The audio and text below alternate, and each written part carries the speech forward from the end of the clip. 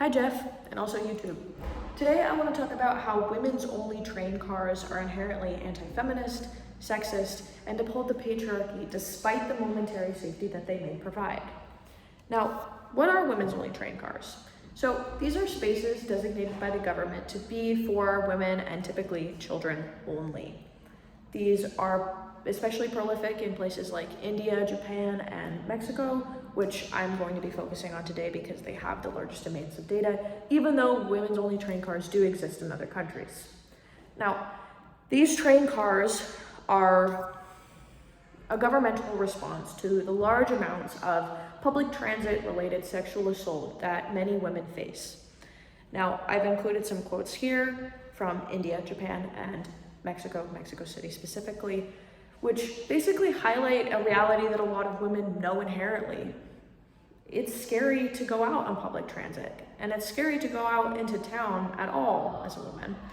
And there are large amounts of sexual violence, sexual harassment, and rape that women face in these spaces. And so I do understand very deeply this need that women feel and this need that the government feels to provide this women's only train car space as a respite from this violence on the train cars. And a lot of critics of this issue will say that, well, of course we need these train cars. These women are scared, these women are assaulted, these women don't want to interact with their perpetrators on the train car. And I want to highlight how I agree with this deeply. I also agree that women should not have to face their perpetrators in public spaces. However, these women's only train cars are not the way to do that.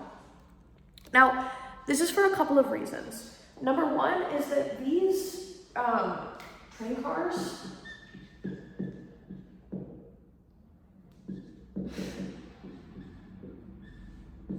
are not legally enforced.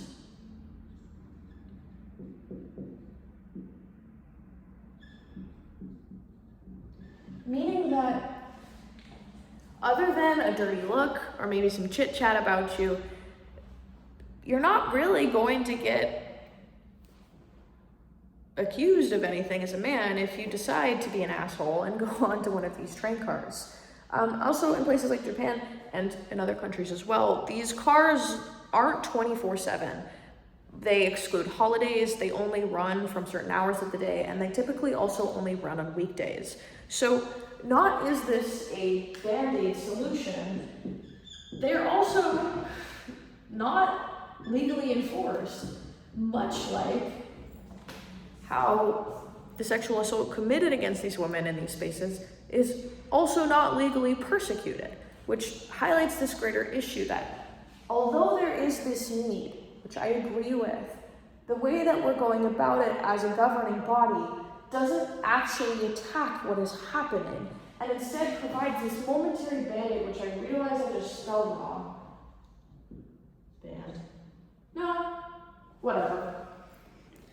So, to move on, this band-aid that these train cars provides only addresses the symptom of the problem and not the root of the problem, which is patriarchy.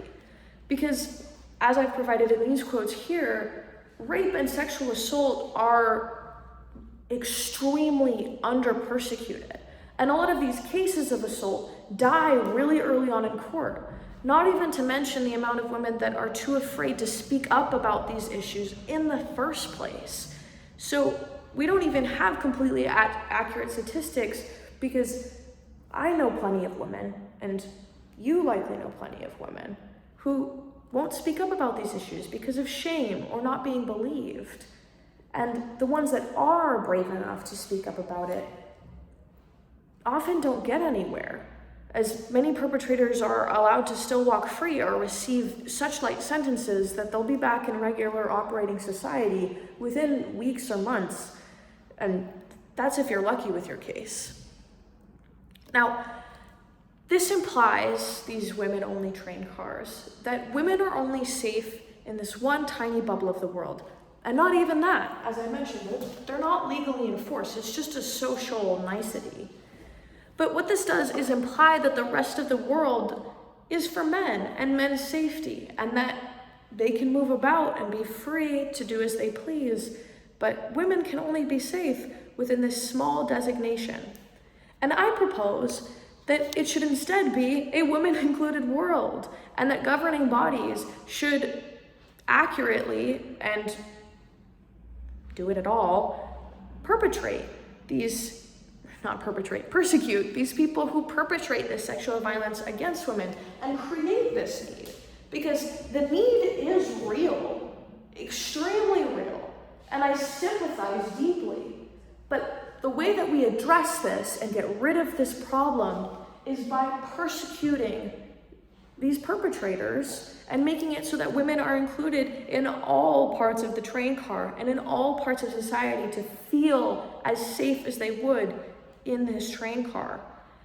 In this way, because feminism calls for the equality of all people, these train cars are embarrassingly anti-feminist and shows how little governments and governing bodies care about women, because they will do enough in so to create a band-aid solution, which is not legally enforced, but not enough to actually address the root of the problem and go forth and create a whole system, a whole train car that is safe for women and everyone.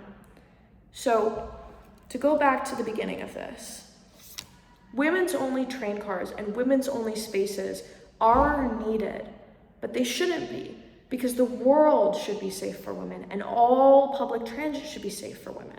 And in this way, these women-only train cars are inherently anti-feminist, still uphold the structures of sexism and patriarchy, and need to be dismantled by actually persecuting the people who do this violence and making it so they are the ones that are excluded in society, like this little purple car, except that purple car is jail, so that everyone else can be safe and healthy and happy.